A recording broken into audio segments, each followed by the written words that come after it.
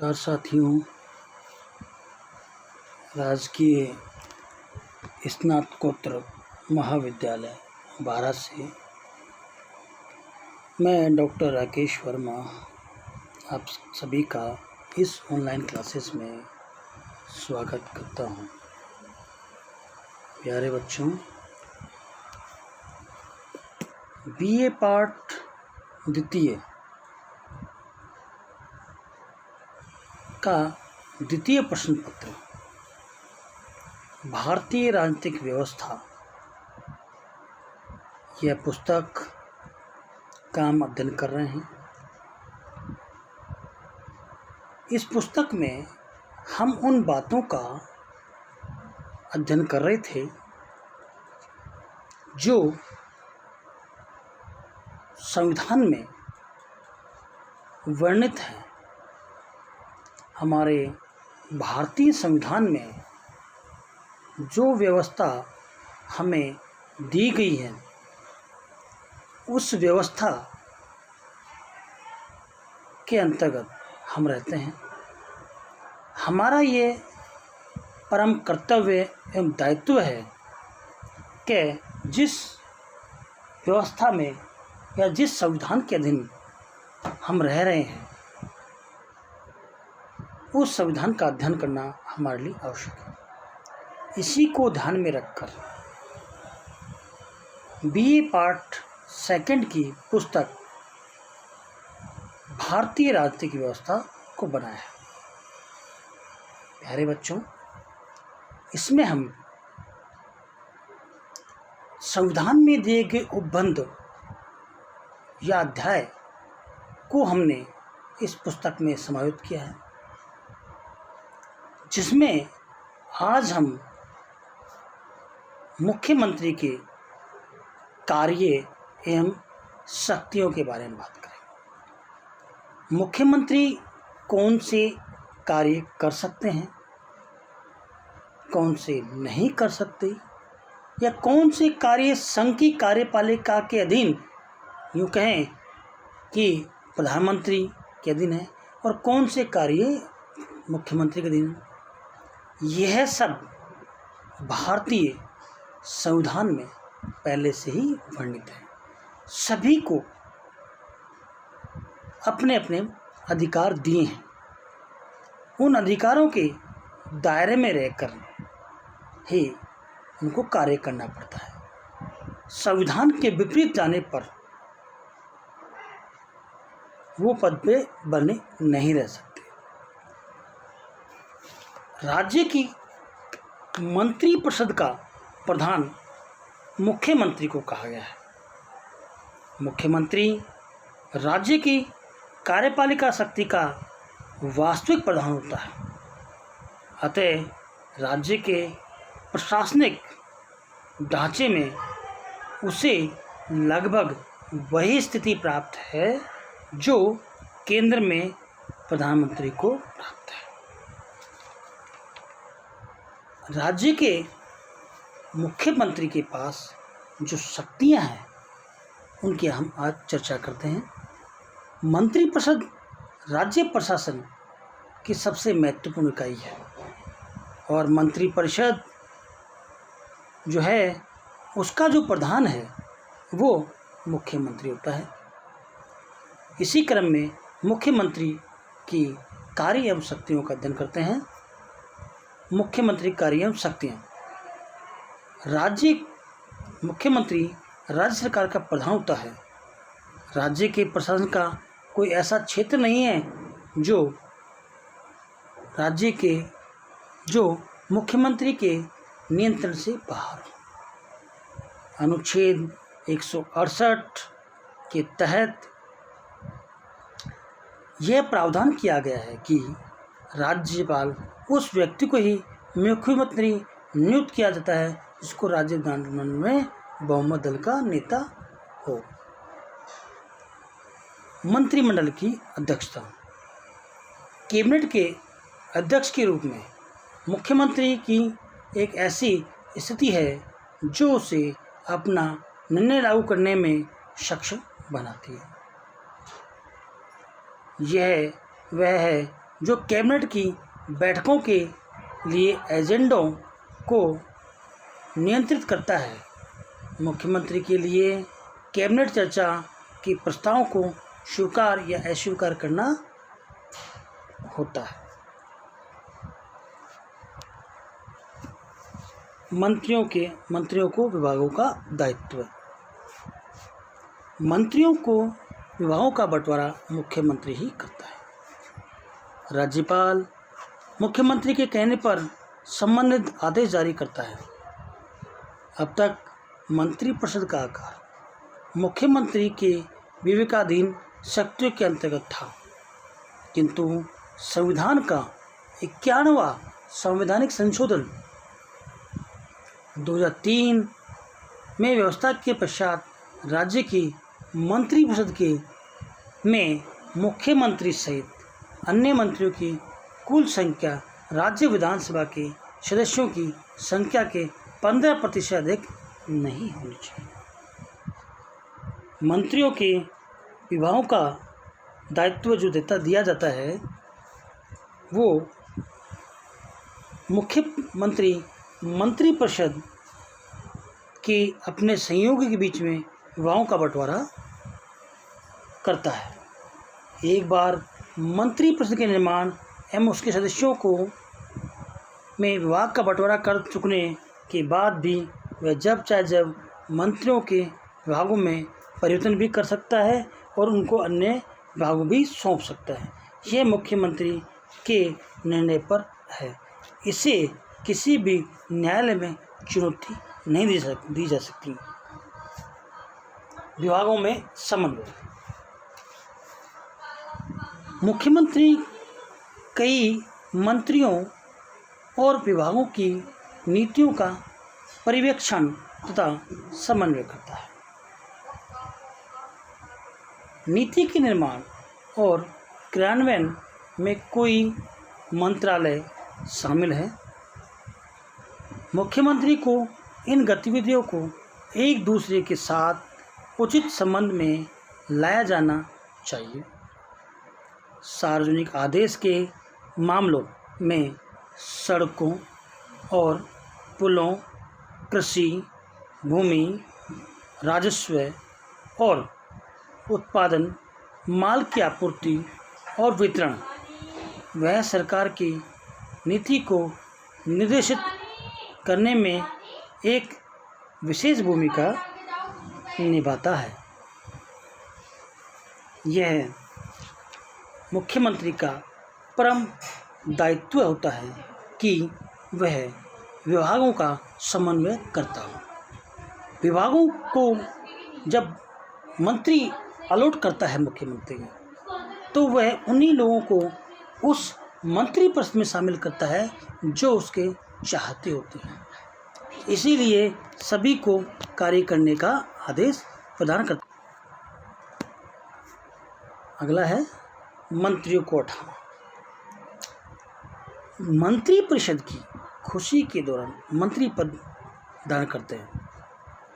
हालांकि इसका मतलब यह नहीं है कि राज्यपाल अपने मंत्रियों को अपनी इच्छानुसार खारिज कर सकता है। सरकार वास्तव में मुख्यमंत्री पर निर्भर है, इसलिए जब मुख्यमंत्री उन्हें पसंद करते हैं तो मुख्यमंत्री अपने मंत्रालय का पुनर्निर्माण कर सकते हैं। वह अपने किसी भी सहयोगी से इस्तीफा देने के लिए कह सकता है। यदि वह गिरता है तो उसे राज्यपाल द्वारा खारिज कर दिया जाता है। राज्य की संपूर्ण नीति निर्धारण का कार्य मुख्यमंत्री का होता है।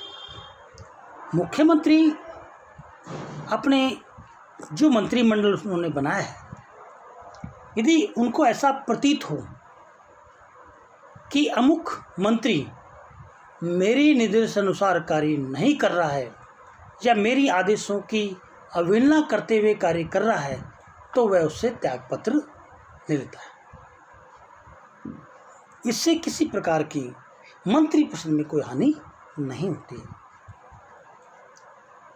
मुख्यमंत्री जिनको भी वह दायित्व सौंपता है, वह ये अपेक्षा करता है अपेक्षा करता है कि वो मंत्री उसके आदेशों और निर्देशों का पालन करे और राज्य की शासन सत्ता बनी रहे। राज्यपाल एवं मंत्रिपरिषद के बीच की कड़ी। मंत्रिपरिषद के निर्णयों की राज्यपाल को सूचना देना मुख्यमंत्री का संवैधानिक कर्तव्य है। यदि राज्यपाल को किसी प्रशासकीय विभाग के प्रति कोई सूचना प्राप्त करनी है तो वह केवल मुख्यमंत्री द्वारा ही प्राप्त करता है। अतः मुख्यमंत्री दोनों के बीच की कड़ी है। मंत्रिपरिषद जो है वह मुख्यमंत्री के निर्देशानुसार कार्य करता है। व्यवहारतः संविधान के अनुसार मुख्यमंत्री यह है, पर यह भार है कि वह मंत्रिपरिषद और राज्यपाल के बीच संपर्क स्थापित करे। सामान्यतः कोई भी मंत्री मुख्यमंत्री को सूचित किए बिना राज्यपाल से वार्ता नहीं कर सकता है। राज्यपाल के साथ वार्तालाप के समय मुख्यमंत्री को जानकारी देना अति आवश्यक है। मुख्यमंत्री ही वह होता है जो मंत्रिपरिषद और राज्यपाल के बीच का एक संपर्क कड़ी होता है। मंत्रिपरिषद का पुनर्गठन। मुख्यमंत्री मंत्रिपरिषद का पुनर्गठन भी कर सकता है। यदि कोई मंत्री मुख्यमंत्री की नीतियों से सहमत नहीं है तो मुख्यमंत्री उसको त्याग पत्र देने के लिए कह सकता है। यदि मंत्री त्याग पत्र देने से इनकार करता है तो मुख्यमंत्री उसे अपदस्थ या उसको पद से हटवा सकता है। यह प्रक्रिया कई बार देखी गई है। किसी विधानसभा में विधायक जो होते हैं वो किसी एक दल विशेष के होते हैं।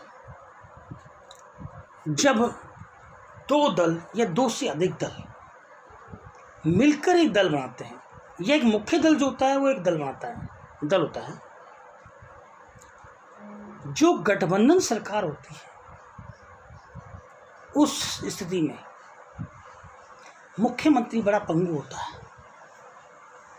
उसको बार बार विभागों का बंटवारा करना पड़ता है। किसी को खुश, किसी को नाराज, किसी के साथ क्या और किसी के साथ क्या। ऐसी परिस्थितियों में मुख्यमंत्री पर दबाव रहता है।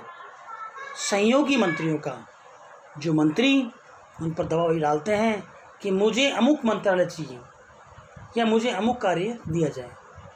मुख्यमंत्री की इच्छा पर वह कार्य करता है। यदि वो मंत्री उसकी इच्छा अनुसार कार्य नहीं करता है तो मुख्यमंत्री राज्यपाल से कहकर उसको उसके पद से हटवा देता है। शासन, राज्य की शासन सत्ता पर नियंत्रण। मुख्यमंत्री मंत्रिपरिषद के सदस्यों को उनकी विभागों के संबंध में आदेश निर्देश प्रदान करता है। मंत्रिपरिषद के सदस्य विभिन्न विभागों के प्रधान होते हैं, किंतु अंतिम रूप से यदि किसी एक व्यक्ति को राज्य के प्रशासन की अच्छाई या बुराई के लिए उत्तरदायी ठहराना है जा सकता है तो निश्चित रूप से मुख्यमंत्री होगा। अंतिम निर्णय मुख्यमंत्री के पर निर्भर करता है। मुख्यमंत्री राज्य की शासन व्यवस्था का सर्वोच्च और अंतिम नियंत्रण करता रहता है। चाहे शांति व्यवस्था हो या व्यवस्था संबंधी प्रश्न हो, कृषि, सिंचाई, स्वास्थ्य और शिक्षा के संबंध में महत्वपूर्ण निर्णय हो, और चाहे कोई विकास कार्य संबंधी प्रश्नों, अंतिम निर्णय मुख्यमंत्री पर ही निर्भर करता है। मुख्यमंत्री मंत्रिपरिषद के सदस्यों को उनके विभागों के संबंध में आदेश निर्देश दे सकता है। मंत्रिपरिषद के सदस्य विभिन्न विभागों के प्रधान होते हैं, किंतु अंतिम रूप में यदि किसी एक व्यक्ति को राज्य के प्रशासन की अच्छाई या बुराई के लिए उत्तरदायी ठहराया जा सकता है तो वह निश्चित रूप से मुख्यमंत्री ही होगा। मुख्यमंत्री पद का संबंध व्यवहार के अंतर्गत एक बात देखने में आती है कि एक दलीय सरकार का मुख्यमंत्री अधिक शक्तिशाली होता है, लेकिन मिलीजुली सरकार का मुख्यमंत्री कम शक्तिशाली होता है। एक दलीय सरकार में भी मुख्यमंत्री की स्थिति इस बात पर निर्भर करती है कि उसे अपने राजनीतिक दल से कैसी स्थिति प्राप्त है। मुख्यमंत्री की स्थिति इस बात पर निर्भर करती है कि उसे केंद्रीय सरकार से किस सीमा तक समर्थन और सहयोग प्राप्त है। मुख्यमंत्री राज्य के शासन का प्रधान होता है, किंतु किसी भी रूप में उसे राज्य के शासन का तानाशाह नहीं कहा जा सकता है। वह राज्य का वास्तविक लोकप्रिय नेता होता है। विधि निर्माण संबंधी कार्य। विधानमंडल में कौन कौन से विधेयक तथा किस क्रम में प्रस्तुत किए जाएंगे, इसका निर्णय मुख्यमंत्री को ही करना होता है। विधेयक शासन की ओर से प्रस्तुत किए जाते हैं और संपूर्ण मंत्रिपरिषद अपने बहुमत के बल पर ही स्वीकृति प्रदान करता है। इस प्रकार मुख्यमंत्री कानून निर्माण के क्षेत्र में विधानमंडल का नेतृत्व करता है।